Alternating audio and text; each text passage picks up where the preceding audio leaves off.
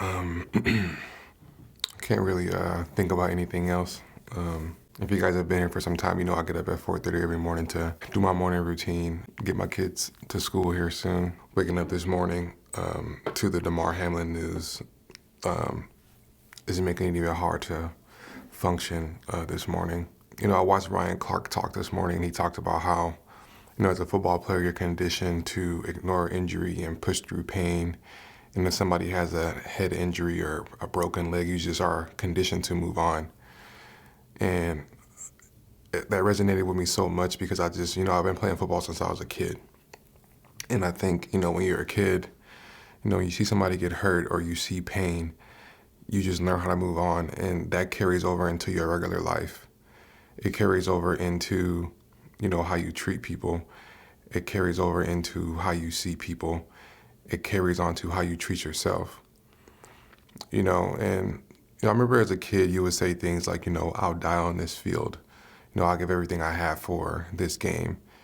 And where that comes from is most of the time when you play football as a black male, you are coming from a place where, you know, sports is the only option that you really have. You know, I was fortunate enough to have really good parents who put me in football early, and football gave me a way to be the first person to graduate high school in my family, the first person to go to college, and the first person to, let alone be drafted into the NFL. And I had that mentality the entire time because I knew that, well, I don't know if it was if I knew it, but it was, you know, the game was conditioned. I don't even know how to explain it. Like, I conditioned myself to believe that this is the only thing that really matters because it's going to give me everything that I want, not really even knowing what I really wanted. It wasn't until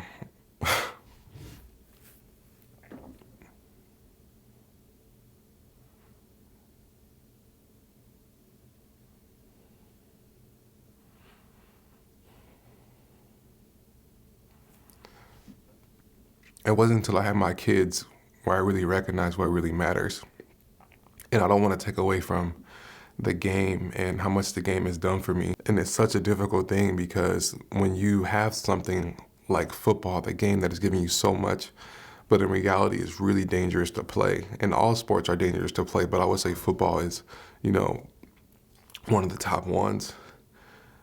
You don't see the repercussions that can really happen. And I think seeing what happened to Darman Hamlin really makes you open your eyes to see what can happen. You know, when you're conditioned to look past the pain and the trauma and the broken leg and the concussion and the neck injury and the pulled hamstring, whatever it is, you ignore everything else, you know? So the question that I'm asking myself is like, is football really worth it? You know, was it really worth it? And the crazy thing is, like, yeah, it was. It really was. Football gave me so many things outside of the external things that people can think of. It gave me the discipline, the drive, the structure, the routine to attain the things that I want in my life. But I'm thinking about my little brother who's still trying to play the game right now. And I'm thinking about like how he gets up every single day to get back to this game because it's all that he knows and it's also what he loves doing.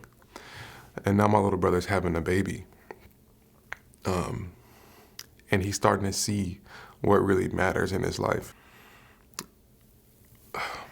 You know what's interesting is I didn't really recognize how dangerous the game was until I was done playing. If you guys know my story, the last team I played with was, ironically, the Cincinnati Bengals. And, you know, when I got done playing, and I would watch football after that, and I would watch it on TV, it was the first time I really got to watch it as a fan. It was the first time I really got to see them play the videos in slow motion, and you see the impact and the hits that we were taking. And it's funny because like when you hit somebody, you just pop right back up. You don't really recognize what you did. And, you know, when you get up the next day and your body feels like you were in a car wreck, that was normal. Having neck pain and shoulder pain, and it was just normal. Even the pain that I have now to this day, I haven't played in 5 years. It's just a part of of my life, you know. You know, when you play football, you're a part of this fraternity, this brotherhood. that is unexplainable and that most people can't see, because when they see us play on TV or come to watch the practices or whatever, you see us all on a mission.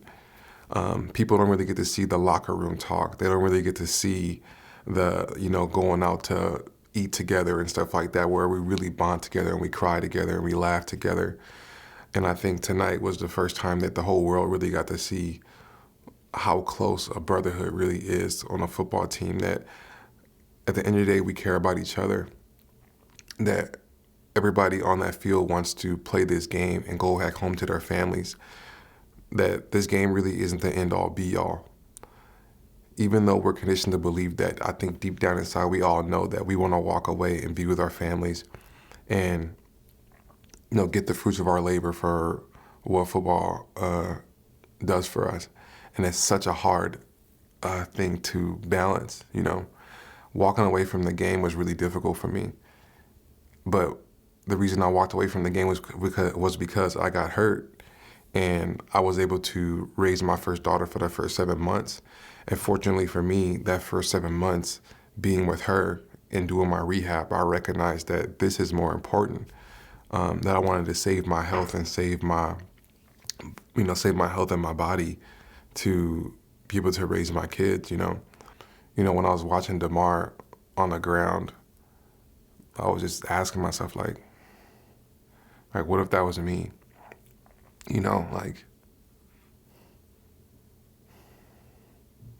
I had a difficult time wanting to make this video because I didn't want it to be about me making a video because this is what's going on.